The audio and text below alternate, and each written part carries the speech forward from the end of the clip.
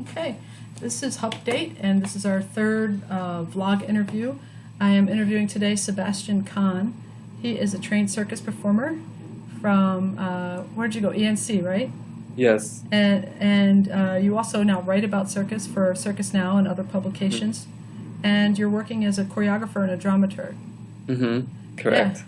Great. Yeah. So how are you? I'm very good, thank you. How are you? Good. Thanks for chatting with me. So I have a bunch of questions for you, but I'll just start with a simple one. How did you get started in circus? Um, I guess like many circus artists, I went to a circus and fell in love with the idea of doing that. And then to pursue that, I started gymnastics. I was competing as a gymnast, and then auditioned for Circus Smirkus, which is a youth circus based out of Vermont. Mm-hmm. And yeah, and then the ball kept rolling. So everybody seems to have gone there. Is that where you met Josh Avener? Yes, exactly. Okay, great. Oh no, that's not true. Actually, I introduced Josh to Smirkus, but me and Josh met at gymnastics Oh, okay. when we were like 11 years old. Oh, you guys go way back. Yeah. So what attracted you to aerial work to begin with? Ooh, a combination of things. I mean, I think that the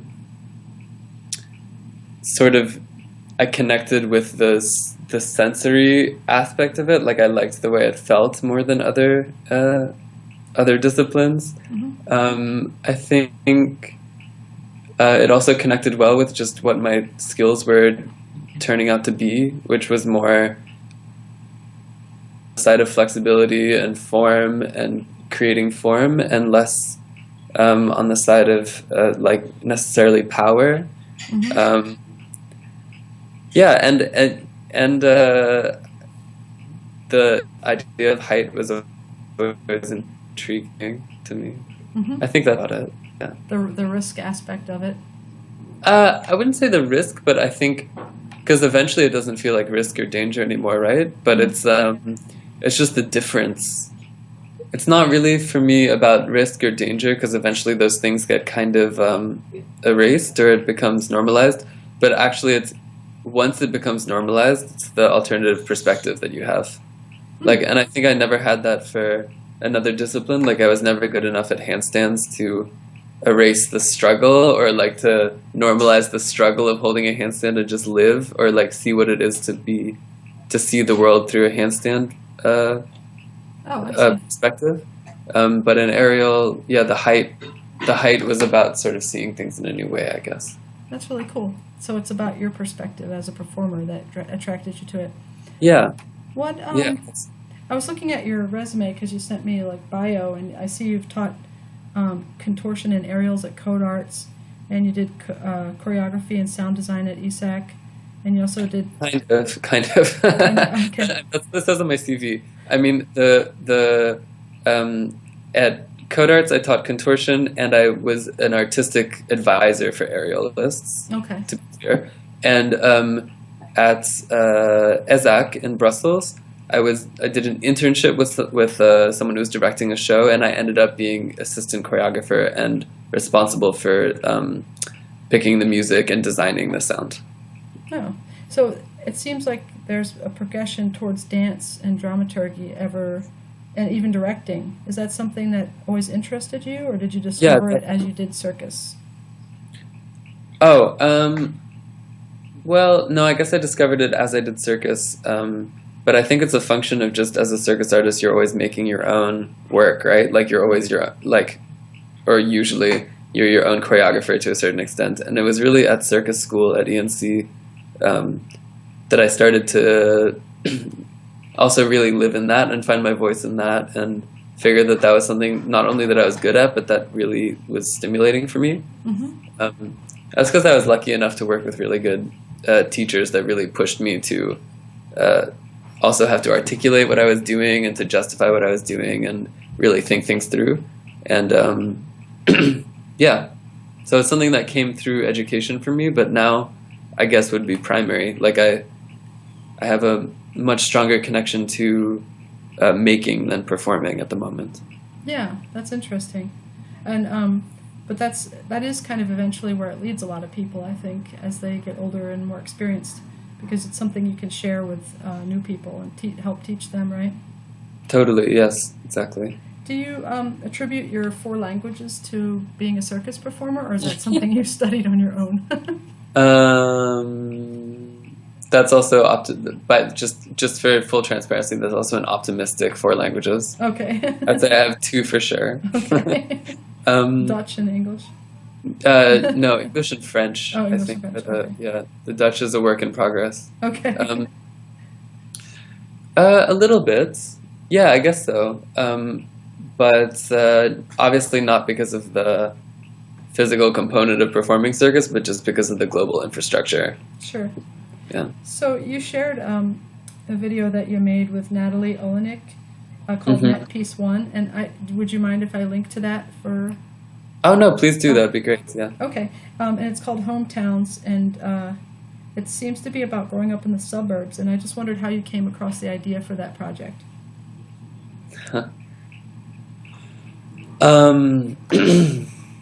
Well, it was a combination of things because it's a film project, right? It's not a promotional video for a show or something. We've had a lot of confusion with that. It's like that video is the piece. Right.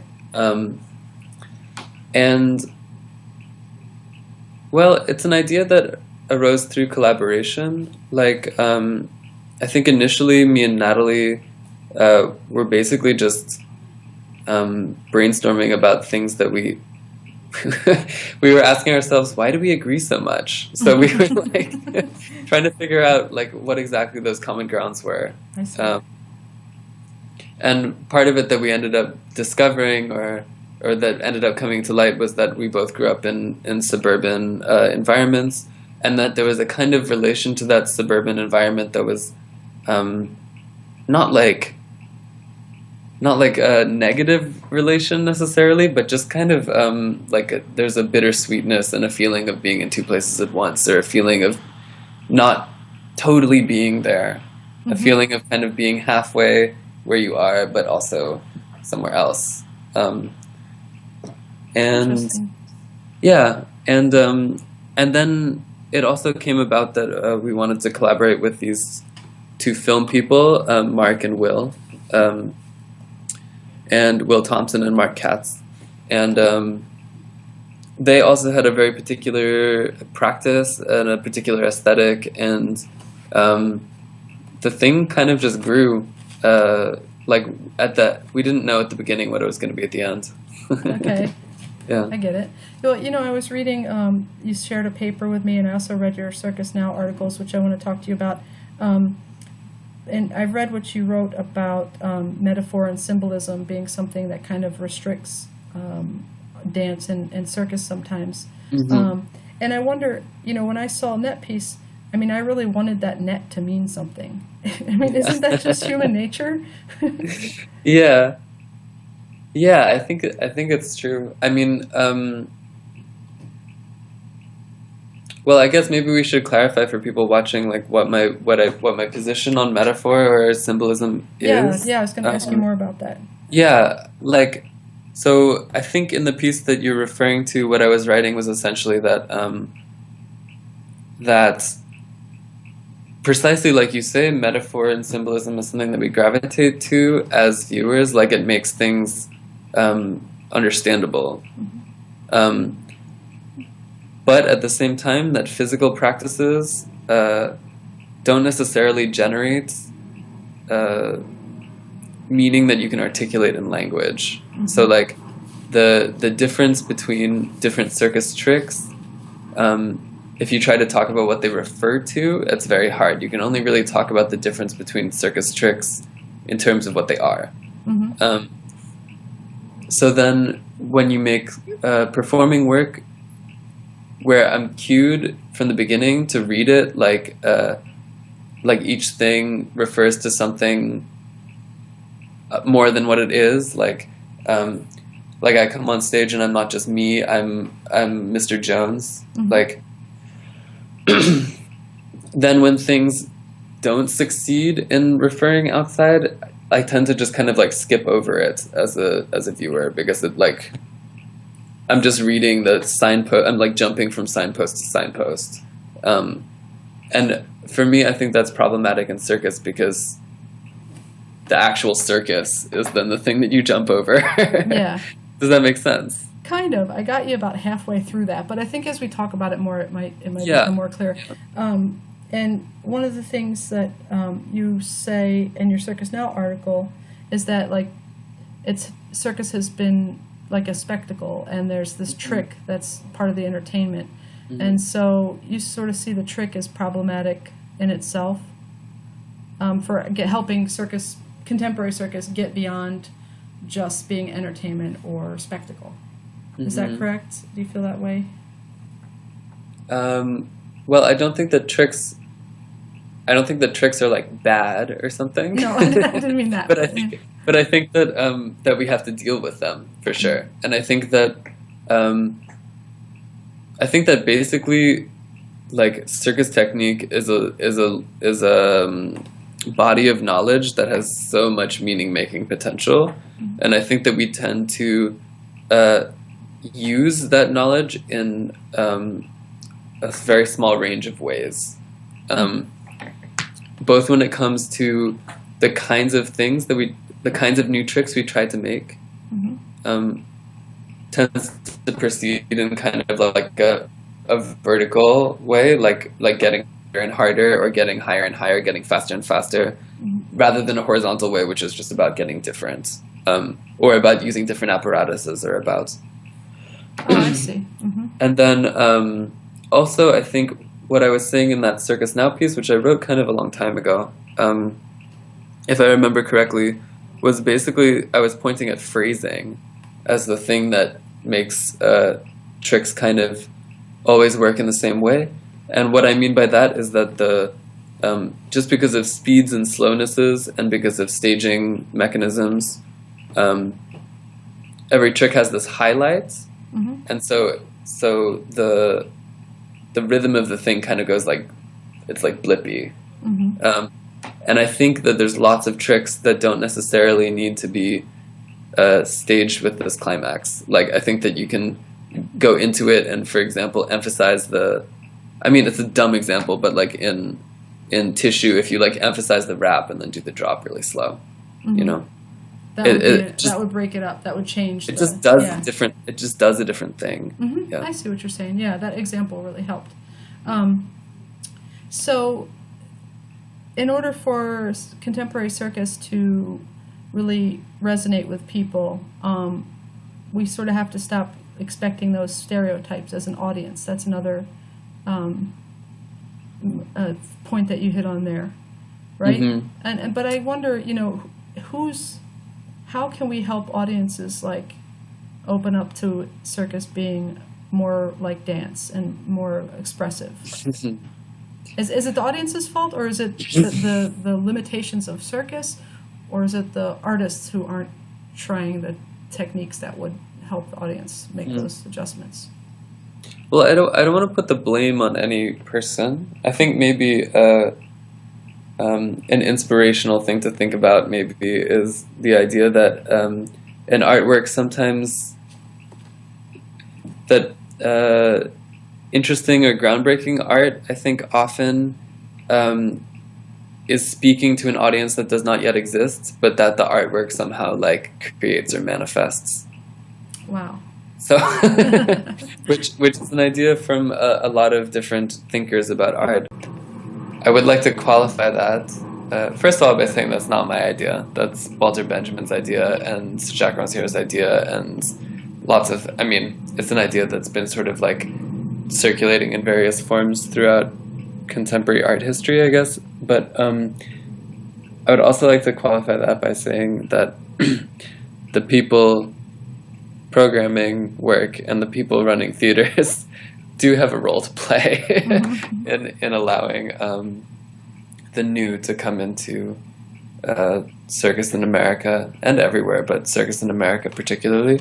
And I think that oftentimes people running theaters underestimate the capacities of audiences. Yeah, I would say that's probably true.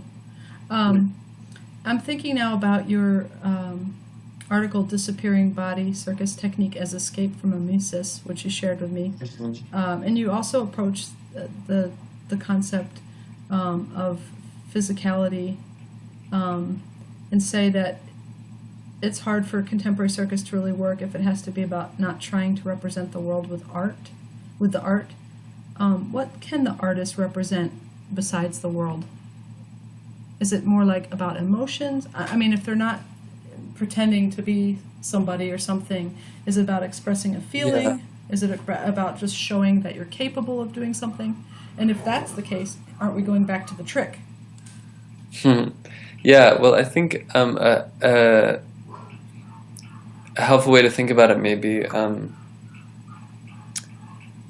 is that perhaps it's interesting to start designing work where the meaning is not happening between things on stage, but the meaning is happening between the stage and the audience. So so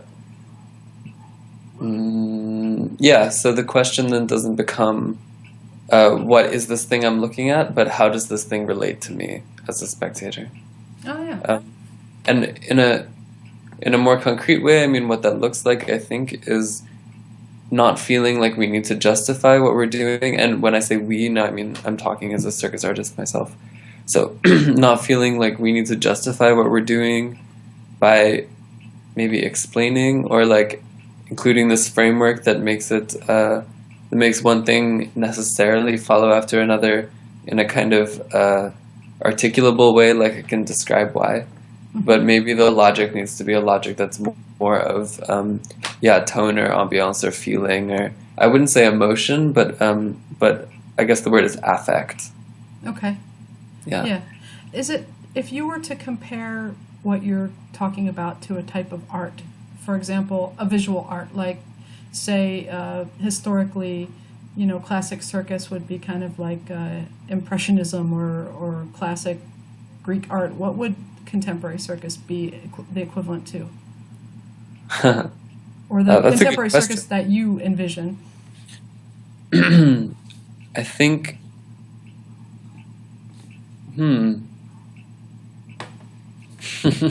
that's a good question. I think the current state of contemporary circus at the moment is something a lot like modern dance. So which saw itself as kind of like a break from like code, a break from ballet essentially, but eventually just kind of reinstated a new code, and was very concerned with human stories and with narrative and with kind of like dance being something that and also expressionist dance, something that allows us to express ourselves. And I hear a lot circus artists say, talk about their work as an expression of self. And as I sort of said a little bit in the paper I wrote a long time ago for Circus Now, that I think it's instructive or interesting to look at what happened to dance in the 60s when artists started reacting to this idea of movement or performance as self-expression or as emotional expression, and really trying to see what the elements of the medium do themselves. So it's a little bit, and it's confusing also for people. Sorry, you asked me like a nerdy question, so I'm going to give you a nerdy answer. It's important to distinguish the things that categorize postmodern dance, which is what I'm talking about. This thing in the '60s where, like Martha Graham, they started moving away from story dance. Modern dance, yeah. See, this is where it gets like really confusing. So, Martha Graham is modern dance, and Martha Graham is doing more like stories, narrative, emotional expression. People like Yvonne Rainer, Steve Paxton, Merce Cunningham, kind of. This is postmodern dance. And the confusing thing is postmodern dance and modern visual art have very similar philosophies behind them. So you can't really compare modernist painting and modern dance. Well, you can, but modernist painting and postmodern dance have something more in common, and the things that those two have in common are what seems like a logical progression for circus at the moment. Mm-hmm. Okay, I think I get it. So one thing I wanted to ask you is, what circus-related projects are you working on now? There's a group in Belgium called Circus Cartoon that I'm advising, although I don't have a large role in their work. I'm just kind of like coming in every so often and having coffee and chatting about what they're doing. But they're doing some interesting work. They're working with sort of large sacks of well, it's like these large sacks of cherry pits, and I think they have 16 of them.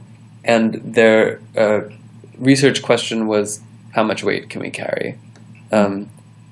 Which turned out to be not very much, because they, like, through doing this, they got like these sort of crazy repetitive strain injuries. Ouch.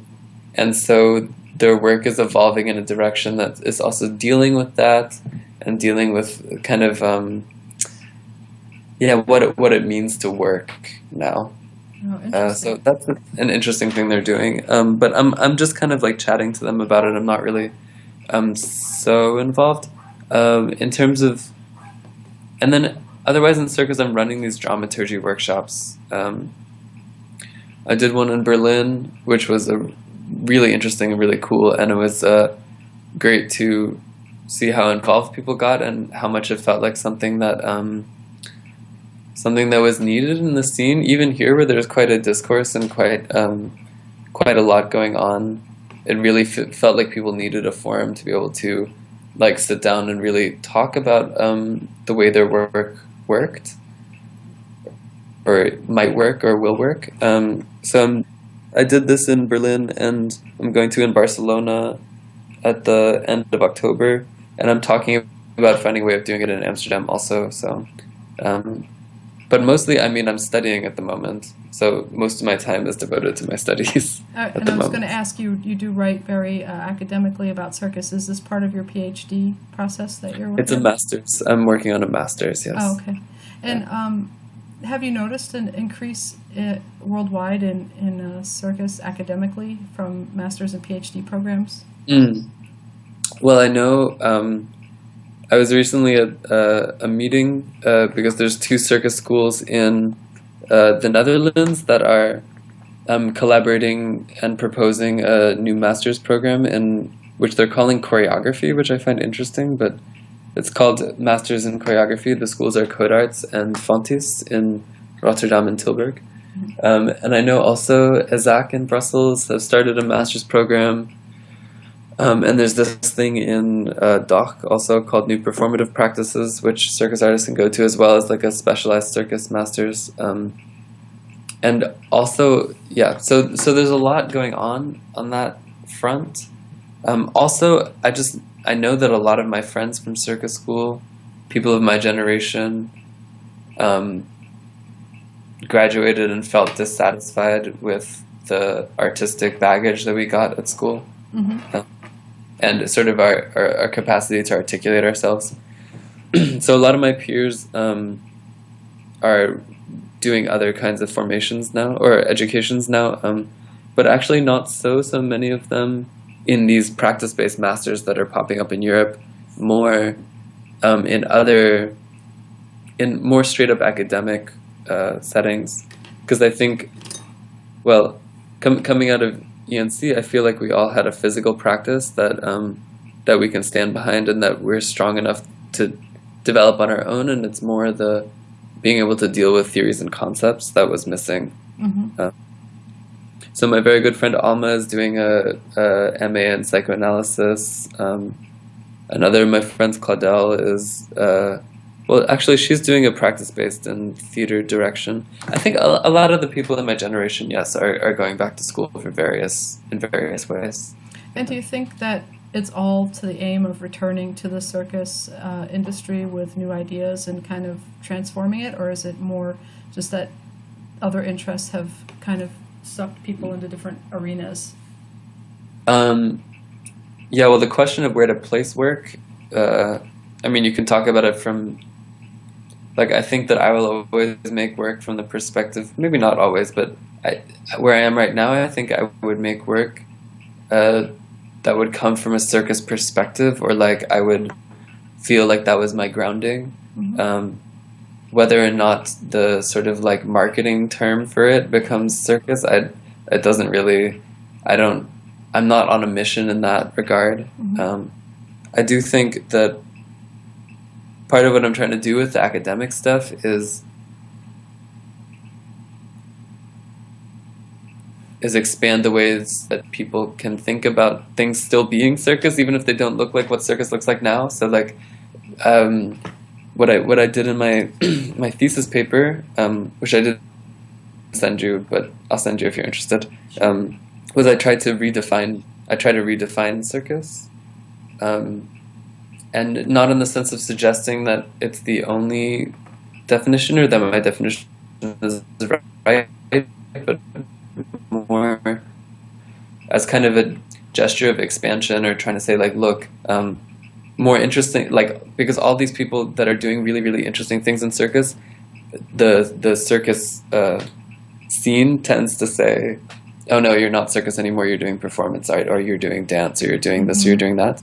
And I think it's really detrimental, because actually it's kind of a brain drain in a way, you know? It means that like the territory that is circus, everything that exceeds the territory doesn't expand the territory, it's just allowed to overflow into other things.